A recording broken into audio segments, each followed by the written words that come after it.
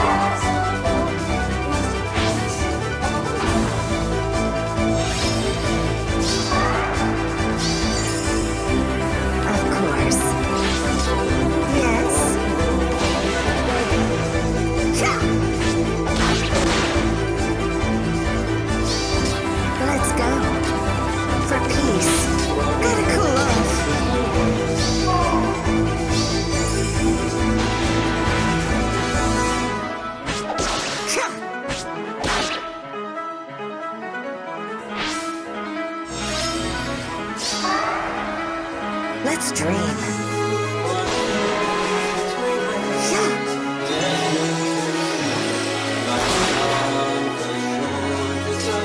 Very well. All right. Best wishes.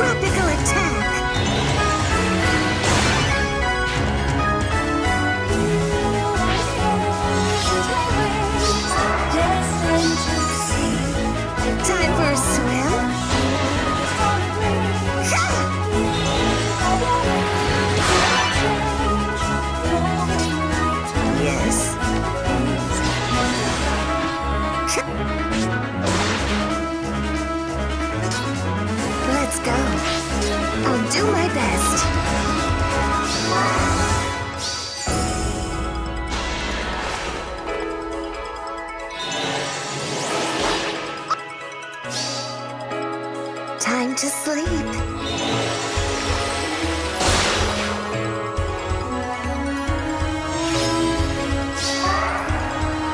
Yes.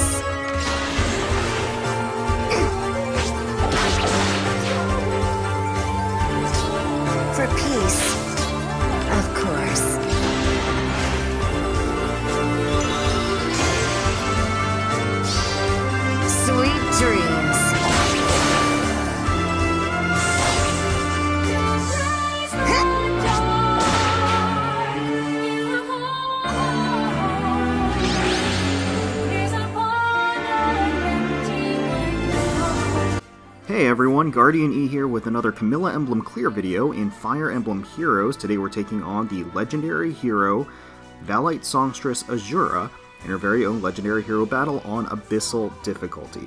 So this just dropped today alongside her debut banner, and sort of akin to Freed, and maybe this is going to be a trend going forward with respect to Legendary Hero Battles. This one tends to be a little bit more hyper-offensive. You're not in such an enclosed space. You do have some maneuverability and room to move around in, but the enemy approaches very quickly and very aggressively. The reinforcements, while they are plentiful, the placement doesn't feel as absurd or unfair, I guess, as some of the earlier Legendary Hero battles where they appear behind you and you're in sort of this enclosed map-like or maze-like map that sort of restricts your movement. You have more freedom here. I don't know if that's a good thing or a bad thing. I think it favors certain team compositions over others. For me personally, I think it's a little bit easier than the alternative, just because when you're really pigeonholed into using particular types of units, having more freedom in terms of movement really makes a huge difference.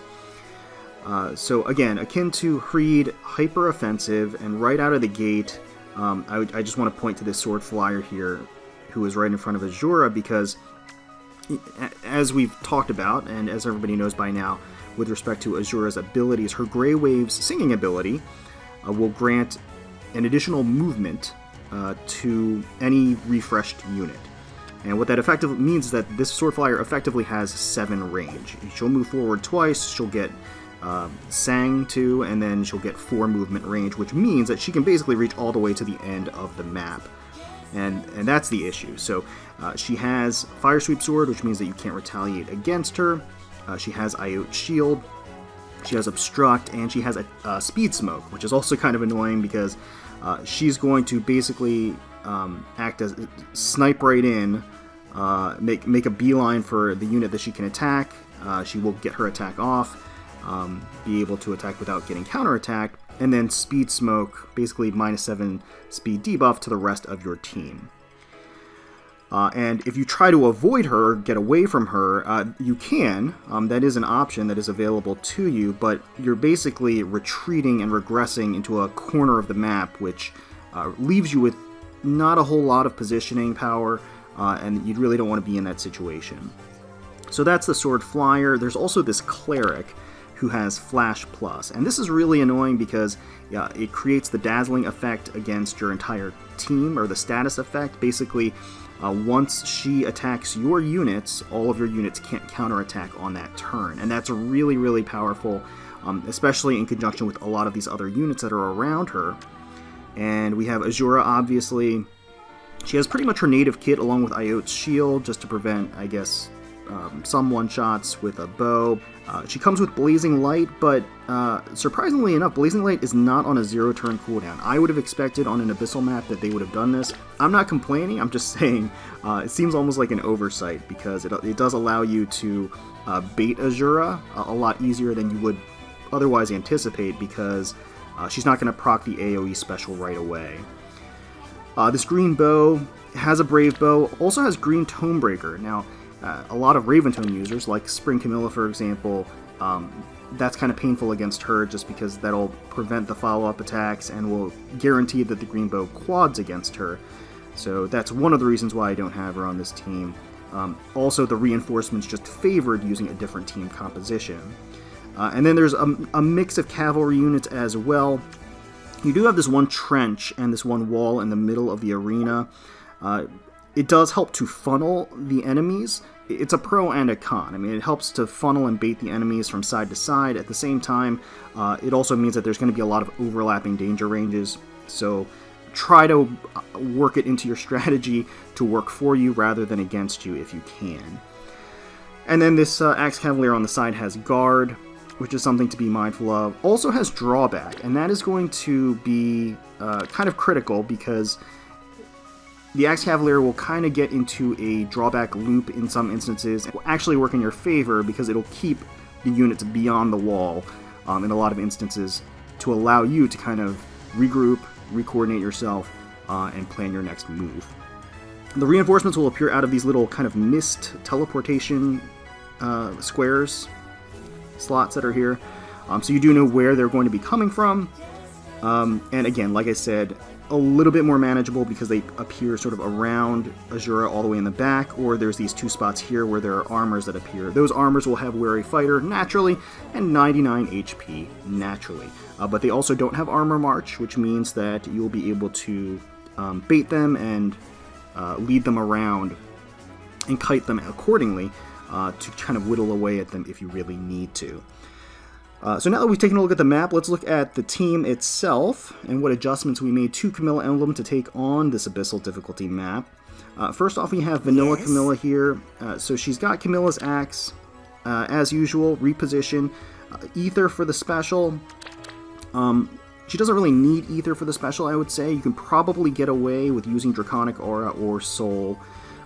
That additional heal is just sometimes helpful to have. Distant Counter for the A slot, Renewal for the B slot, again, to just keep that sustained because she is going to be tanking some hits. Hone Flyers for the C slot, and Brazen Attack Res 3.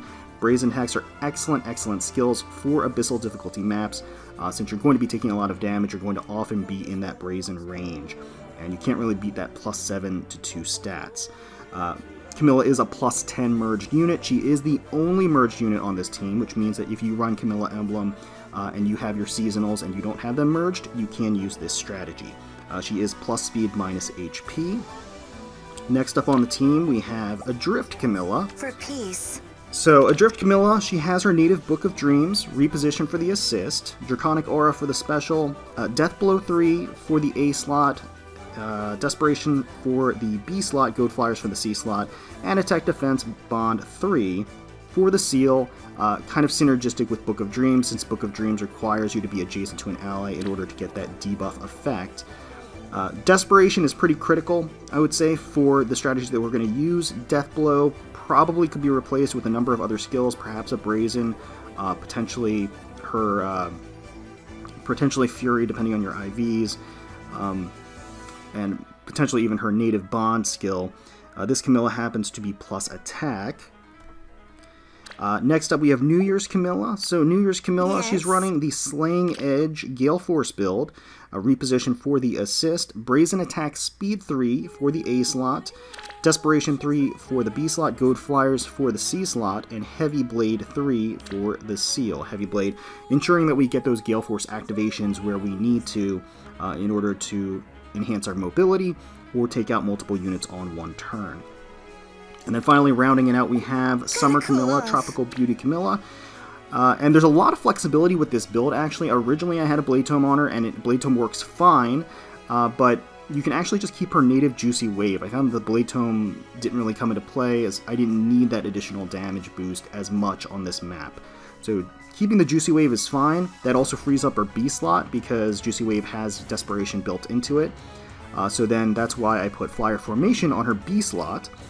And then, since that frees up her seal, since she normally has Flyer Formation for her seal, I gave her Quick Riposte 3 for her seal. That is going to be critical in doubling one of the red mages further along that appears as a reinforcement in the map, so that she can secure a kill on enemy phase. Triangle Adept for the A slot, I put that on her to increase her tanking ability. Since she was only attacking really red units, red or blue units, that can actually be very helpful for her. To be able to tank and do some additional damage there. And then Goad Flyers for the C slot. So let's begin. Like I said, the Sword Flyer is really troublesome at the start. I think a lot of people probably will have issues fighting that Sword Flyer up front. The strategy that we're going to use is we're going to meet her head on. And we're going to use this actual breakable tile to our advantage. If we move New Year's Camilla up here to basically duel her, that restricts the Sword Flyer's ability to attack anybody else. Ordinarily, the Sword Flyer would move here, get danced, and basically be able to move all around here to attack any of your units. Because this breakable wall is here, the Sword Flyer is pretty much destined and forced to attack New Year's Camilla, who can tank that hit no problem. So that also allows us to stay not in the far reaches of the back of the map, or the recesses in the map, so that we have more mobility for the following turn. It just gives us a little bit more breathing room. So we're just going to go in T-formation right here around Vanilla Camilla. That'll give the Hone Flyers buff to everybody for the following turn. So the Sword Flyer is going to move forward, going to get danced. She's going to attack New Year's Camilla. We can tank that, we won't get doubled. Azura will also get dragged back, or drawn back, I should say, by the Axe Cavalier. Okay, so on this turn, we want to use New Year's Camilla now. She's now in Brazen range. She will take out the Sword Flyer on player phase. She'll activate Gale Force in the process, and we'll also use Summer Camilla to just break this wall now. Now that it's served its purpose, we can take it out, and that frees up Adrift Camilla to move up here and take out the Cleric. So those were two huge threats on turn 1 that are now neutralized. We have that dazzling effect on us now, but that's okay because we're just going to fall back a little bit. We're going to use New Year's Camilla to reposition Summer Camilla to safety, and we're going to use Vanilla Camilla to reposition Adrift Camilla to safety. Alright. Azura is still a threat, and the Axe Cavalier is still a threat. And the Axe Cavalier has absurd range, obviously, being a Cavalier, a cavalry unit, and being in the range of a Dancer. So we just want to cover our bases, make sure that Summer Camilla is out of the way, and Adrift Camilla is out of the way. Even though she has the color advantage, she has really pitiful defense. So we'll drag back. That keeps Vanilla Camilla in the range of the Axe Cavalier, and the Lance Cavalier as well. Both Cavaliers, basically. And the Lance Cavalier will shoot forward, attack Vanilla Camilla. Vanilla Camilla can tank that, and chip away at the Lance Cavalier. Look at all of those buffs he gets, because of the Prayer Wheel that Azura has. And we're going to finish off the Lance Cavalier with just Adrift Camilla. Just poke at him, take him out. And the new threat, now that we've taken out the Cleric, now that we've taken out the Fire Sweep Sword Flyer, really is going to be the Green Bow user and the Bow Flyer and Azura herself. We just want to make sure to take out Azura because she gives incredible utility to the enemy team. We want to take her out as quickly as possible, and we can do this and accomplish this by putting Vanilla Camilla in her range. Vanilla Camilla has great res, and Azura still has a 1-turn cooldown on Blazing Light, so she can tank that without really any issue. And again, we're going to get in T formation. We're going to give the Hone Flyers buff to Camilla, Summer Camilla, for next turn. Yes. So Azura is going to run forward, attack Vanilla Camilla, and get doubled back and defeated. And again, these repositions, this Axe Cavalier drawback is really the enemy here for them. Even though they think that they're pulling themselves out of danger, it's really just giving me time to recuperate. So now we have these armors that are slowly approaching. They're no problem. We can just chip away at them. We're going to use Summer Camilla to attack the Sword Knight here. And we're going to reposition Adrift Camilla so that she can finish off the Sword Knight. And that gives us just a little bit of wiggle room in the danger zone, so I can shift Vanilla Camilla in between everybody and give them the Hone Flyers buff for next turn. Okay, here we go. Perfect. So now at this point, the biggest threat is going to be the Bow Flyer. And naturally, all of my units are weak against the Bow Flyer. I don't have Iota Shield on the team, but this Bow Flyer has pretty pitiful defense. We can use that to our advantage by repositioning New Year's Camilla up to double and kill the Bow Flyer. Vanilla Camilla is going to be in the range of the Armored Lance Knight, but that's okay. She's tanky enough to be able to take that. We'll just shift back with New Year's Camilla, reposition her to safety with Adrift Camilla so that she's out of the range of the Green Bow up there, and then shift Summer Camilla up just so she's giving a Goad Flyers buff to all of the units, including Vanilla Camilla. So Vanilla will tank that and retaliate. And we've maneuvered ourselves so that Adrift Camilla now has a clear shot at the Green Bow. She has Desperation active. She'll double and kill the Green Bow on player phase. We can reposition Adrift Camilla back. And now Summer Camilla is in the range of the Red Mage that has Rauder Blade. She will be getting a Rally Speed and Defense Plus buff from this Green Cavalier. So this Red Mage is actually kind of deadly, but we have the color advantage, and we have Triangle Adept, like I said, and we have Quick Riposte 3.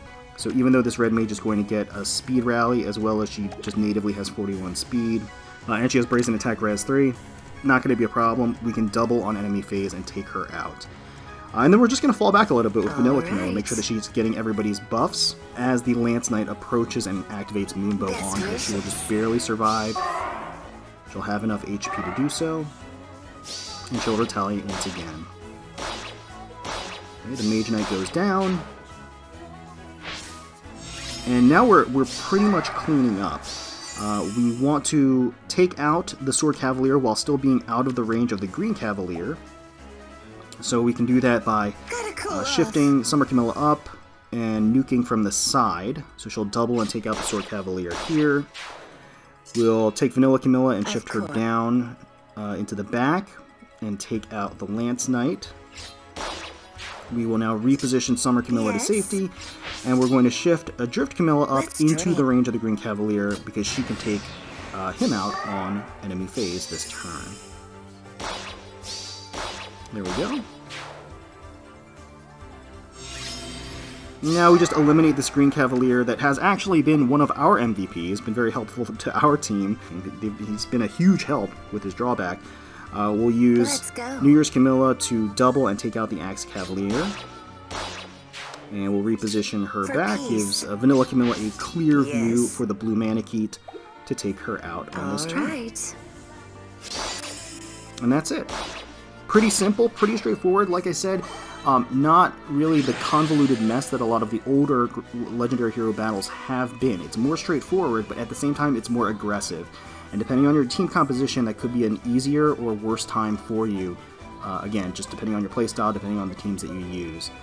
But let me know in the comments below what strategies and teams you ended up using to clear this Legendary Hero battle on Abyssal difficulty. Hopefully you enjoyed watching Camilla Emblem take it on. If you did, please feel free to leave us a like, comment, and subscribe to the channel for more Fire Emblem Heroes content. Thank you so much for taking some time out of your day to watch our videos. We really do appreciate it. And until next time, let's protect those skies.